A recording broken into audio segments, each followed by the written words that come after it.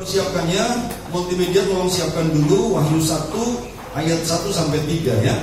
Tetapi saya mau sampaikan beberapa hal. Yang pertama, Bapak Ibu, hari ini 9 pelayan kita utus untuk melayani di GBI Aletheia, Gereja Betel Indonesia Aletheia di Magelang.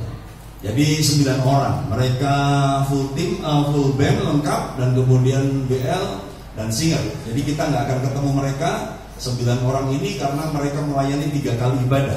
Ibadah pertama jam 6 tadi. Jadi mereka punya program 1 hour service. Jadi ibadah 1 jam, itu jam 6 sampai jam 7. Gitu ya, mereka punya ibadah 1 jam saja, itu ibadah pertama. Untuk mengakomodir mereka yang mau pergi, Jumat yang mau olahraga, katanya ibadah dulu 1 jam. Jadi mereka ibadah cepat-cepat, fast food, saudaraku ya, haleluya. Jadi kalau ini makanan cepat saji gitu.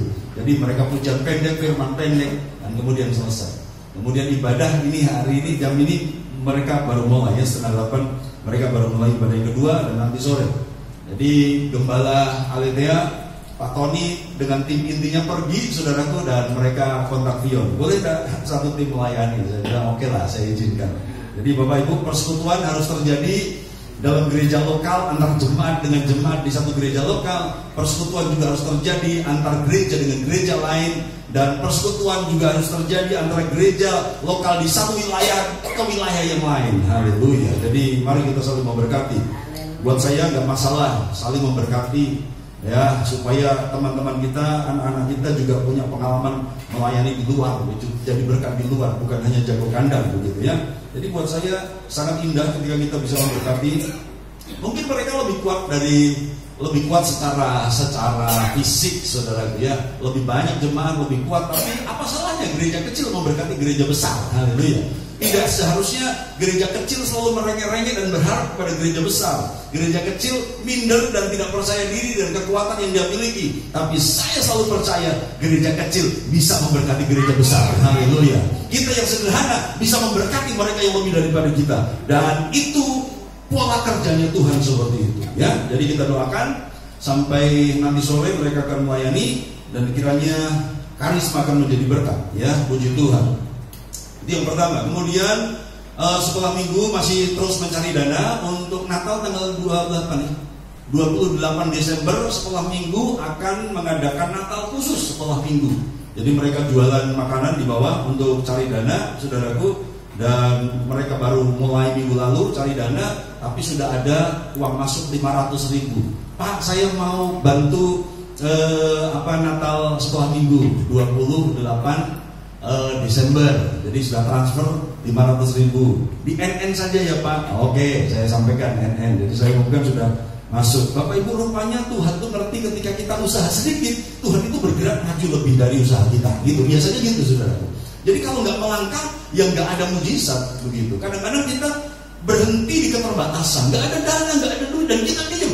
Kita mengharapkan mujizat dulu baru kita bergerak.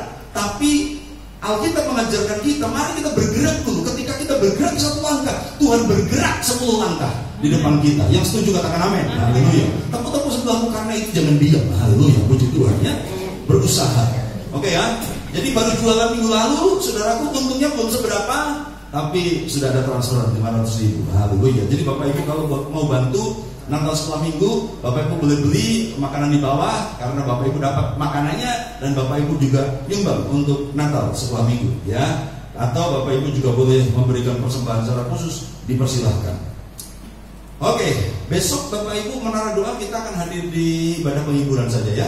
Karena Pak Ratno itu pernah bersama-sama dengan kita di awal-awal gereja ini berdiri. Dan saya mau berkata, Tuhan pakai Pak Ratno, Bapak Ibu, untuk memberkati gereja ini karena dia jemaat awal. Dan ya biasa, gereja baru, gereja perintisan sempat dipermasalahkan, saudaraku ya. Sempat dulu, zaman dulu Mas Pak Doni, sempat ada ribut-ribut ini gereja, tapi Pak Ratno itu RT. Nah kebetulan Pak Ratno RT, jadi RT-nya jemaat kita. Pak Ratno yang berusaha meredam begitu ya, sehingga sampai hari ini gereja ini tetap ada di tempat ini. Jadi saya harusnya di Umeri. Oh gitu. Oh Selasa saja. Oke, Selasa. Oke. Selasa ke Bu Meri ya, harusnya besok Senin ke Bu Meri. Oke, jadi kita ke Pak Ratno dulu ibadah penghiburan. Baik, Bapak Ibu, Wahyu 1. Mari kita baca ayat 1 dan sampai ayat yang ketiga, ya. Saya akan ada beberapa kesaksian yang Tuhan kerjakan sepanjang beberapa hari ini di belakang ini, nanti saya akan saksikan di tengah-tengah khotbah. Wahyu 1 ayat 1, Bapak Ibu. Oke, saya baca pelan-pelan ya. Inilah Wahyu Yesus Kristus. Nah, kebetulan suaminya Bu Mary juga namanya Pak Wahyu. Saudaraku ya, jadi Bu Mary ada dan suaminya Bu Mary namanya Pak Wahyu juga. Inilah Wahyu Yesus Kristus yang dikaruniakan Allah kepadanya supaya ditunjukkannya kepada hamba-hambanya apa yang harus segera terjadi. Jadi dia singkapkan wahyunya kepada Yohanes, tapi maksudnya Tuhan ngomong sama Yohanes adalah supaya apa yang harus segera terjadi itu ditunjukkan kepada hamba-hambanya, kepada kita semua. Dan oleh malaikatnya yang diutusnya, ia telah menyatakannya kepada hambanya Yohanes. Yohanes telah bersaksi tentang firman Allah dan tentang kesaksian yang diberikan oleh Yesus Kristus, yaitu segala sesuatu yang telah dilihatnya. Jadi ini kitab kesaksian Yohanes, pengalaman Yohanes, dia saksikan, dia tuliskan dalam surat ini. 3. Berbahagialah. Yuk kita baca sama-sama ayat 3, 1, 2, 3. Berbahagialah ia yang membacakan dan mereka yang mendengarkan kata-kata nubuat ini dan yang menuruti apa yang ada tertulis di dalamnya, sebab waktunya sudah dekat. Oke, Bapak Ibu, kita akan sedikit lama di ayat ketiga ini dikatakan berbahagialah. Bapak Ibu kalau baca Matius, di sana ada 9 ucapan bahagia. Diberkatilah orang yang miskin di hadapan Allah, diberkatilah orang yang dianiaya, diberkatilah orang yang gitu ya. 9 ucapan bahagia dari Yesus. Dan 9 ucapan bahagia di Matius 5 ini adalah bacaan prinsip kegemaran Mahatma Gandhi. Jadi Mahatma Gandhi itu walaupun tokoh Buddha, tokoh India, tapi dia begitu mengagumi pola pengajaran Yesus. Karena Yesus itu mengajarkan sesuatu yang berbeda.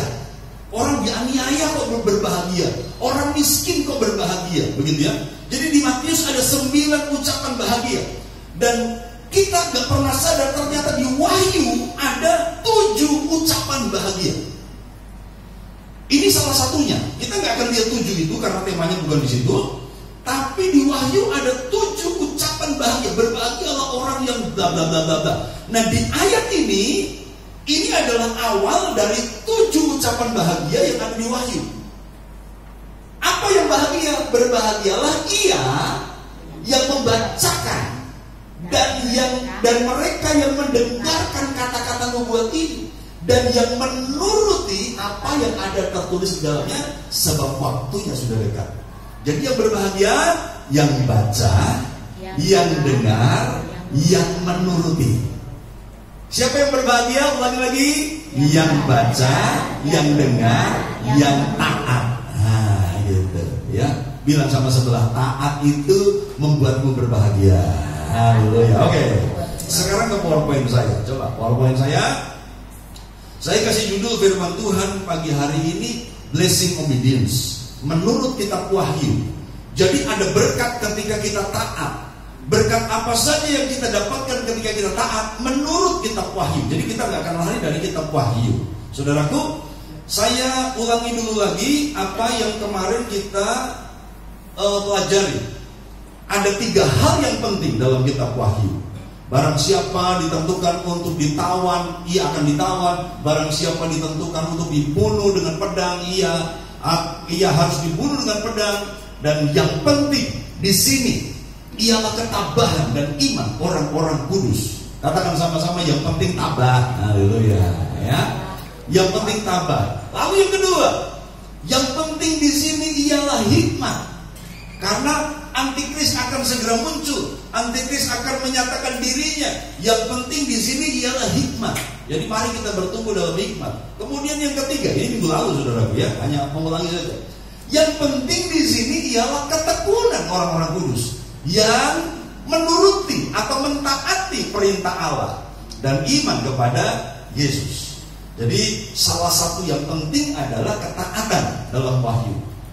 Menuruti perintah Allah dan iman kepada Yesus. Itu minggu lalu. Nah sekarang kita akan lihat berkat ketaatan apa saja yang ada disampaikan oleh Yohanes dalam kitab Wahyu ini. Yang pertama, kita sudah baca tadi ayat yang ketiga. Dikatakan berbahagialah ia yang membacakan dan mereka yang mendengarkan kata-kata nubuat ini. Jadi semua perkataan nubuat firman di kitab Wahyu ketika itu dibacakan, Bapak Ibu, kitab yang saya sebelumnya hanya memahami kitab yang punya keistimewaan. Maksudnya semua kitab istimewa, tapi ada satu kitab di mana penulis kitabnya ngomong kalau kitab ini dipelajari maka akan memunculkan hikmat, akan memberikan kepandaian, akan memberikan semangat kepada yang lemah. Itu Amsal. Tapi ternyata di Wahyu, saudaraku, saya ketemu ayat ini. Rupanya Wahyu ini juga punya keistimewaan. Orang kadang-kadang menghindari belajar Wahyu. Karena apa? Karena susah. Orang menghindari belajar kitab Wahyu sebab banyak simbol-simbol. Pak, nggak ngerti, Pak. Banyak makhluk-makhluk, banyak monster-monster aneh, banyak penglihatan-penglihatan Yohanes ini aku nggak paham. Karena memang ini sesuatu yang akan terjadi. Sehingga orang kadang-kadang malas baca Wahyu. Dan saya jujur awalnya saya juga berpikir saya nggak mau ke bawah Wahyu, susah jelasinnya. Saya nggak mau terangkat kitab Wahyu karena ini sukar. Tafsirannya banyak. Kalau mau ahli-ahli juga berdebat, tafsirannya macam-macam. Jadi susah. Tapi ketika saya ketemu ayat ini, saya rubah pikiran saya. Ternyata Wahyu adalah kitab yang istimewa. Ketika dibacakan saja, kita berbahagia. Jadi berkat yang pertama dari ketaatan melakukan firman Tuhan adalah berbahagia.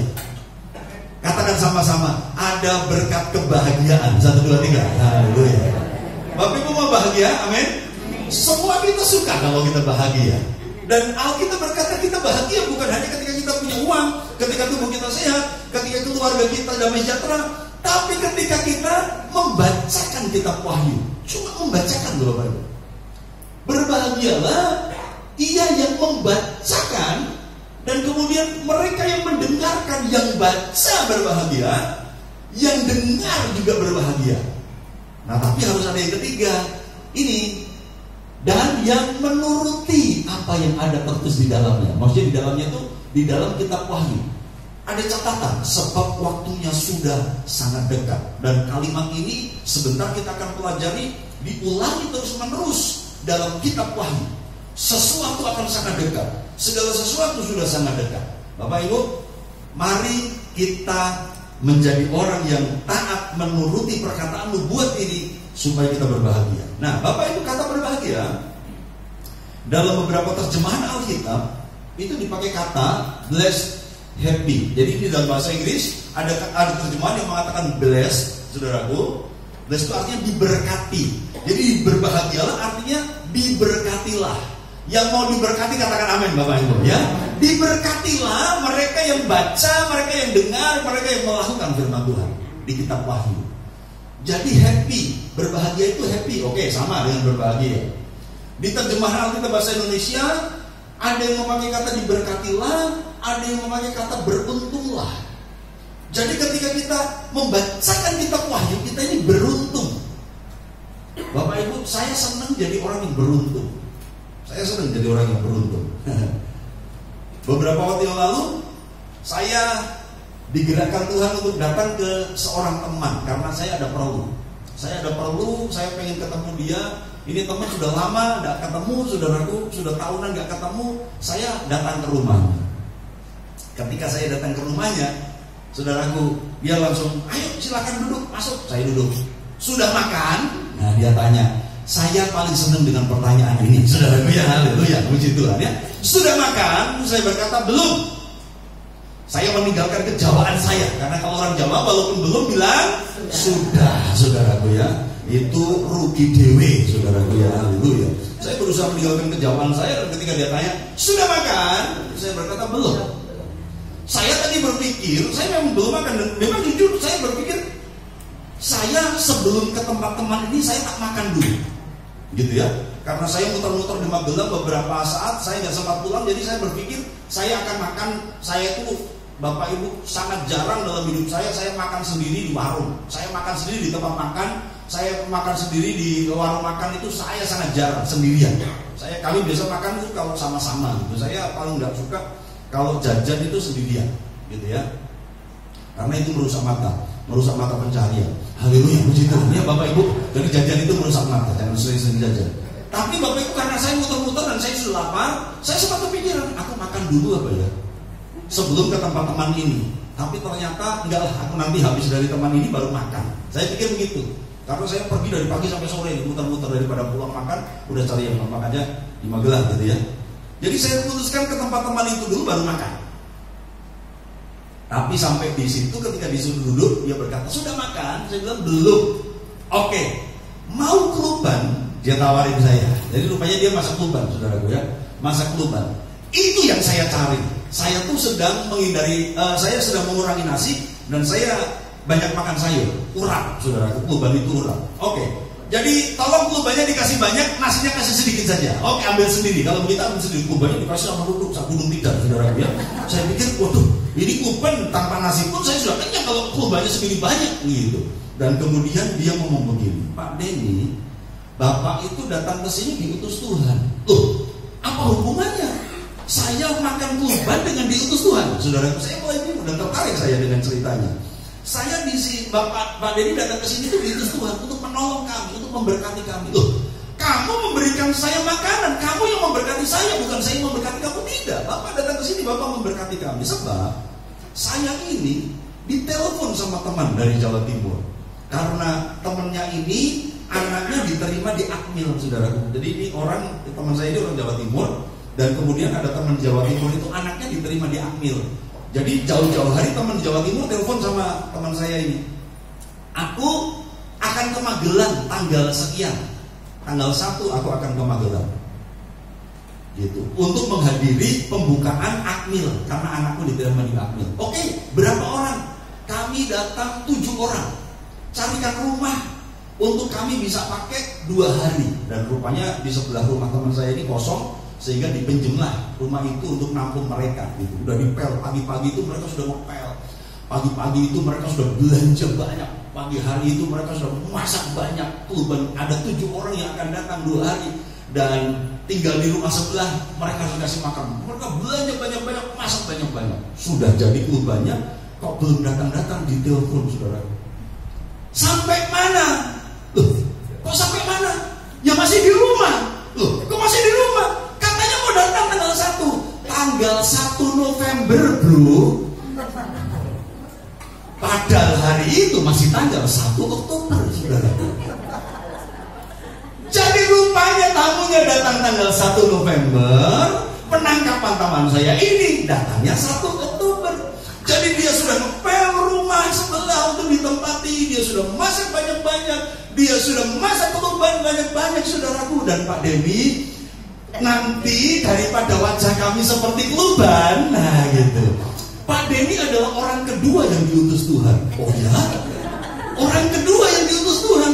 Iya, maksudnya sebelum Pak Denny datang, tadi ada 2 teman yang datang, yang gak biasa datang. Tiba-tiba titip motor di rumah, lalu jalan pagi sama istrinya. Dan saya berkata ketika mereka selesai jalan pagi, jangan pulang dulu, mau keluban. Nah begitu, saudara ya. Jadi rupanya saya orang ketiga, bukan orang kedua. Saya orang yang ketiga, kedatangan yang kedua, orang yang ketiga. Sebelum saya ada 2 orang yang datang, tiba-tiba datang dan tunggu, jangan pulang dulu. Habis olahraga, lapar kan, makan keluban dulu. Jadi 2 orang suami istri makan keluban. Dan baru saja katanya mereka pergi, mereka beres-beres piring ke dapur, cuci piring, saya datang. Shalom, saudaraku. Kalau 1 menit Pak Denny datang lebih cepat, Pak Denny akan ketemu teman satu lagi yang sudah pulang. Bapak Ibu,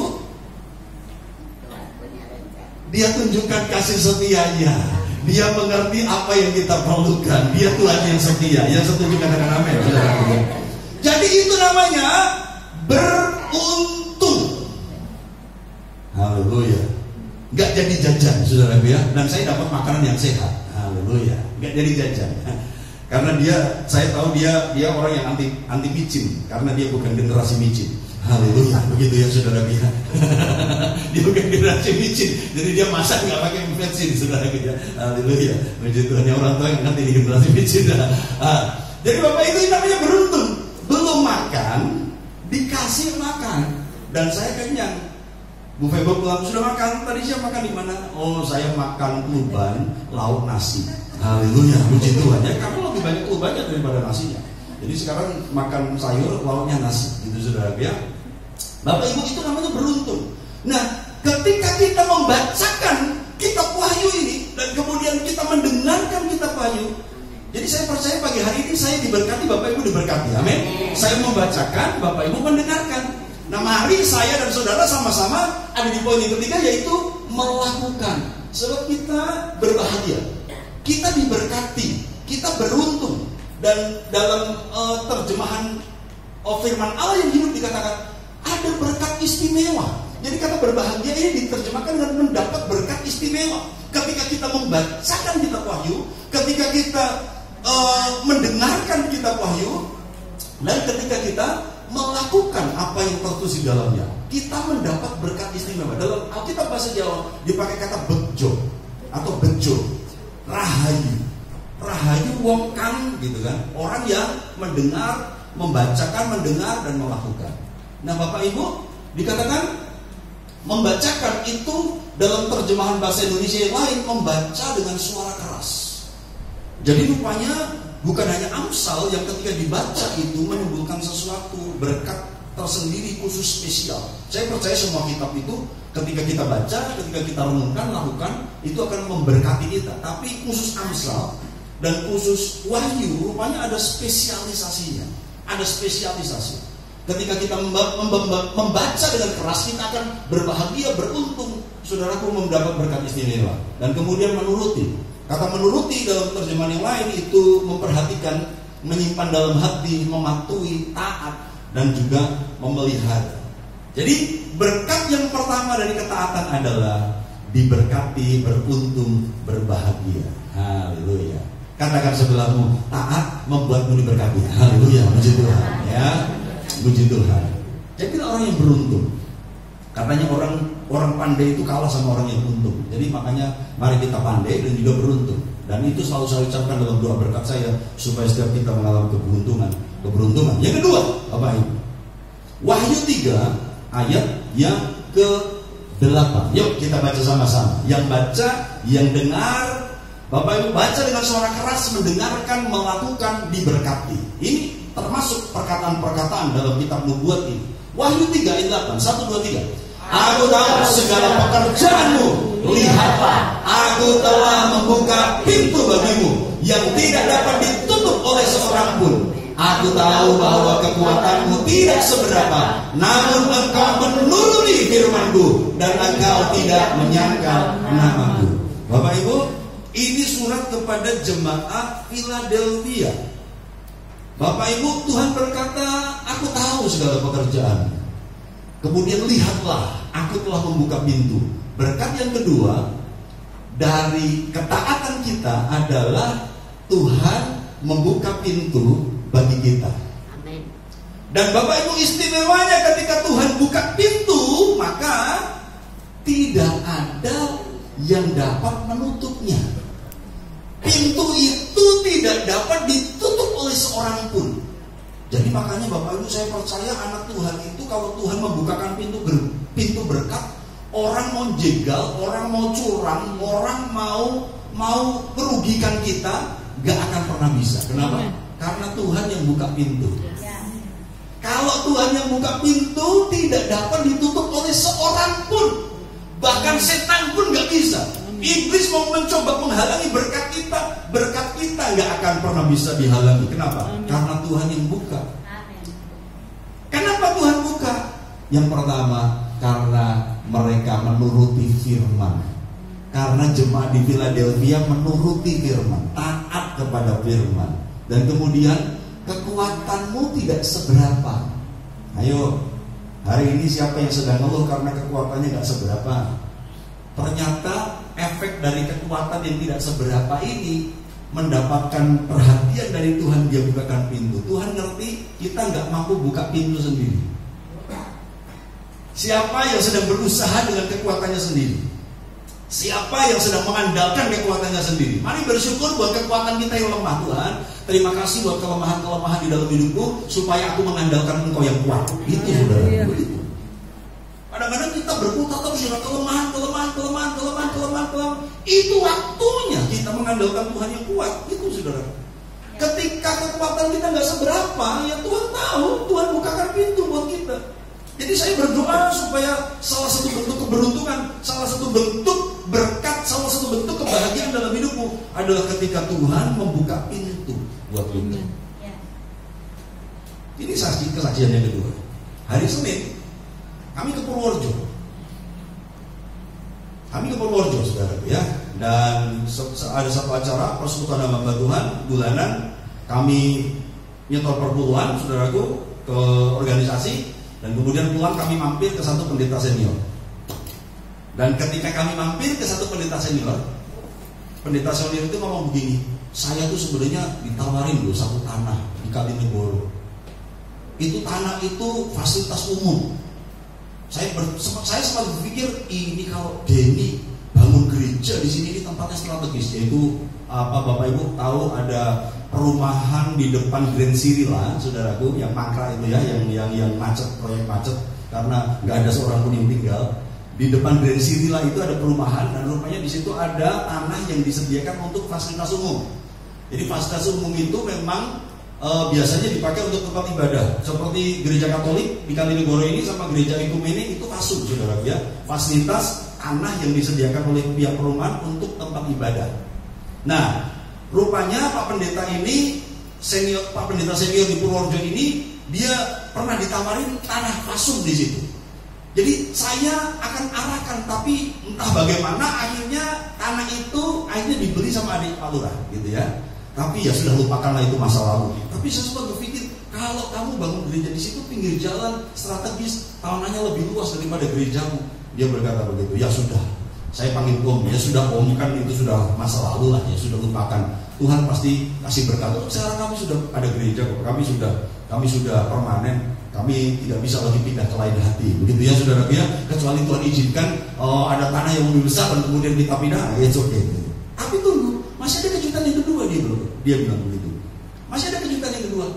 Saya ini ada jemaat, dia beli tanah di Kalinegoro cukup besar, dan dia akan menghabiskan masa tuanya di Kalinegoro. Nah, dia akan bangun di tanah itu sebuah rumah dan sebuah usaha. Dia ingin di masa tuanya dia itu nampung orang-orang yang perlu dibantu, dan kemudian dia pekerjakan untuk menggerakkan usaha. Jadi dia akan cari karyawan, mencari mitra bisnis yang bekerja, dan itu membantu dia di masa tua, dan kemudian berusaha bersama-sama. Tapi Om masih rahasiakan sama kamu ya, orangnya siapa, tanahnya di mana, gitu saudara ya. Nanti kalau peletakan batu pertama, Om akan undang kamu supaya kamu hadir. Tapi karena dia jemaatnya Om, biarkan Om yang melakukan peletakan batu, gitu ya.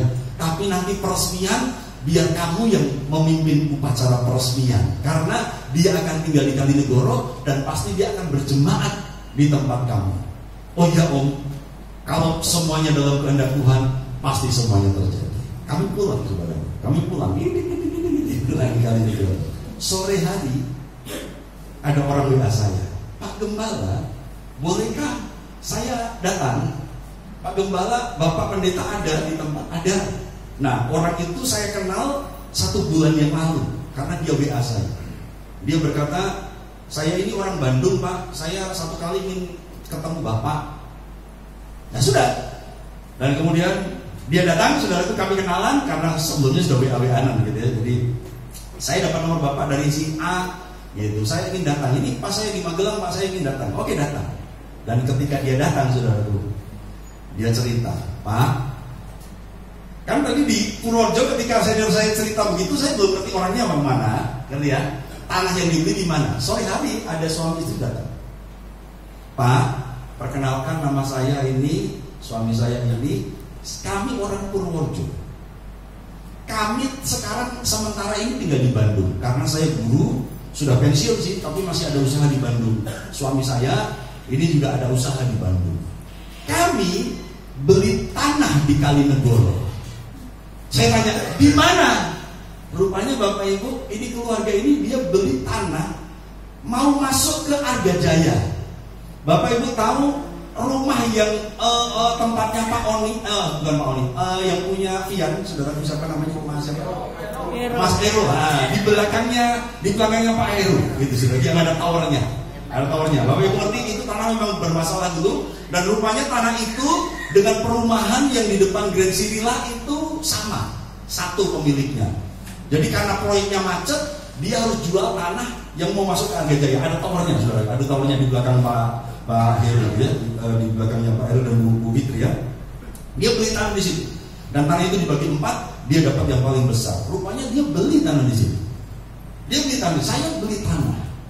Dalam hati saya, berarti ini orang ini yang tadi siang di Purworejo diceritakan sama pendeta senior saya, gitu saudara dia. Dia coba sembunyikan, dia coba tutup, dia nggak mau ngomong sama saya siapa orangnya, tanah yang mau dibeli di mana. Sore harinya orangnya datang ke gereja memperkenalkan diri, kasih tahu itu tanah sudah saya beli. Dan saya ingin menghabiskan masa tua saya di Kalinegoro, Pak. Gitu. Jadi tanah itu akan saya bangun, tapi mohon Bapak bantu doa supaya rumah kami di Bandung cepat laku, karena Bandung itu macet, untuk orang tua nggak enak di Bandung.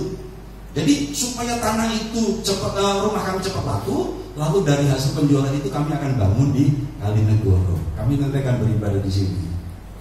Gitu saudaraku. Apa yang ditutup dibuka sama Tuhan. Haleluya. Katakan sama-sama, kalau Tuhan membuka tidak ada yang bisa menutup. Haleluya, puji Tuhan, ya. Bapak Ibu dibukakan. Kemudian dalam obrolan kami, keluarga ini tanya begini, Pak, kalau cari tukang di sini susah apa gampang? Saya bilang gampang, Bu, tenang saja. Saya langsung telepon, Didit meluncur ke sini segera. Nah, gitu saudaraku, ya. Jadi saya komando Didit untuk ada apa Pak? Pokoknya datang segera ke sini. Jadi Bapak Ibu, saya memperkenalkan, ini Didit. Coba Didit berdiri. Siapa tahu belum terkenal. Nah, ini Didit saudara, ya, ini Didit. Ini Didit, Bapak Ibu. Didit ini dia lulusan sarjana teknik insinyur sipil, bukan catatan sipil saudara, insinyur sipil. Dia tadinya bekerja di Armada Hadagraha. Armada Hadagraha itu satu anak perusahaannya Armada yang bergerak borong-borong. Jadi ini kontraktor besar, saudara. Tapi hari ini Didit memutuskan untuk berhenti dari Armada Hadagraha dan dia mulai usaha sendiri, mulai borong-borong bangunan. Dan hari ini dia sedang menangani pastori di Mangga 5, karena pastori di Mangga 5 itu sudah berantakan, saudaraku, ya. Sudah berantakan, sudah kalau hujan sudah bocor-bocor. Jadi Didit dipasrahin ke Febel untuk menangani